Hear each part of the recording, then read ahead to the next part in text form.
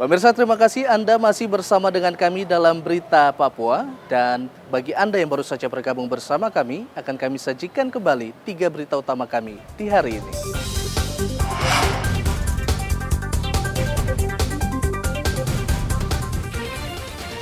Ribuan umat muslim di Jayapura sholat Idul Adha di halaman kantor Gubernur Dok 2. Polisi tangkap 10 pencuri motor di Sorong.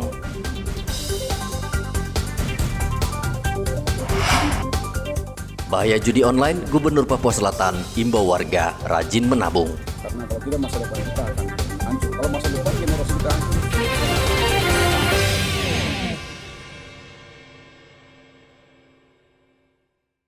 Kendaraan bermotor dengan satu laporan polisi tanggal Polres Sorong berhasil meringkus komplotan pencuri motor. Para pelaku diringkus di lokasi berbeda. Polisi berhasil menyita 16 sepeda motor. Pelaku mencuri motor yang diparkir di tempat umum. Setelah dicuri, motor dijual lagi dengan harga murah. Adapun modus operandi para pelaku dalam melakukan kejahatannya adalah mereka melakukan mobile atau berkeliling pada jam-jam tertentu, malam sampai pagi, ada juga yang siang.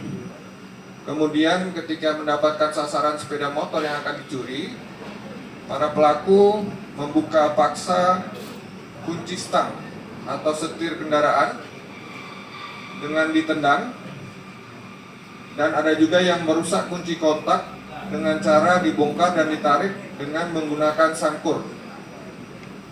Ini sangkurnya, obeng atau kunci L.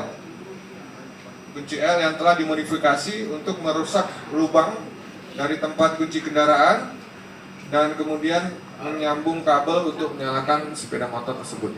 Ya, motifnya mereka melakukan untuk ekonomi, tapi untuk mendapatkan keuntungan kemudian dipakai untuk berfoya-foya. Polisi mengimbau agar warga berhati-hati dan waspada karena komplotan pencuri motor di Sorong masih berkeliaran. Topan melaporkan dari Sorong, Papua Barat Daya.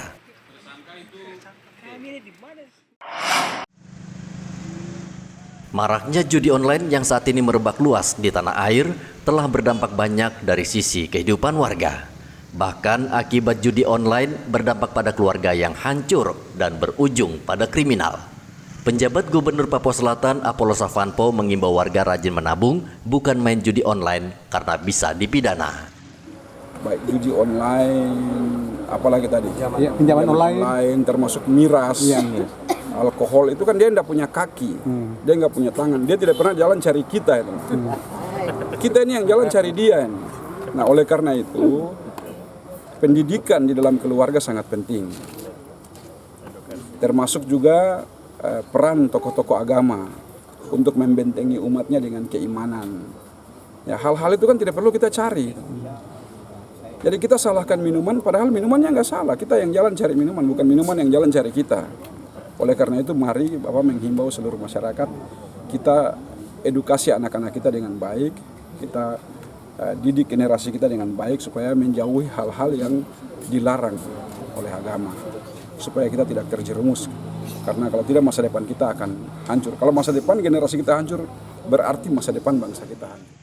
Selain judi online, warga Papua Selatan juga diminta tidak tergiur dengan pinjaman online yang mudah, padahal bunganya sangat tinggi. Muhammad Ridwan melaporkan dari Merauke, Papua Selatan. Kegiatan di sini, tapi jangan masyarakat hanya diam. Pemerintah Kabupaten Mimika menggelar pasar murah yang menjual berbagai bahan pokok. Kesempatan ini langsung dimanfaatkan warga, membeli kebutuhan pokok untuk merayakan Idul Adha, walaupun mereka harus antre berjam-jam. Barang yang dijual antara lain beras SPHP, beras premium, gula, minyak goreng, bawang, cabai, ayam potong, telur, dan lain sebagainya. Alhamdulillah kita dapat yang murah begini dong. Kalau kita beli di toko kan mahal mas, jadi kita bersyukur. Berapa ibu beli beras ini? Kalau satu karung 140.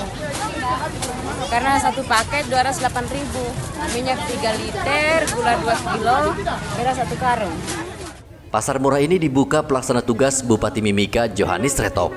Ia mengatakan selain menjual bahan pokok dengan harga murah, pasar murah digelar untuk menekan inflasi daerah. Sebenarnya ada dua hal yang di dalam rangka ini kita bisa dapatkan pangan yang murah yang kita bisa dapat, sekaligus juga bisa menekan inflasi yang kurang lebih hampir 4 bulan kita di Mimika ini kita berada pada posisi yang paling tidak bagus. Kita sekarang pada posisi 4,3, inflasinya 4,3%.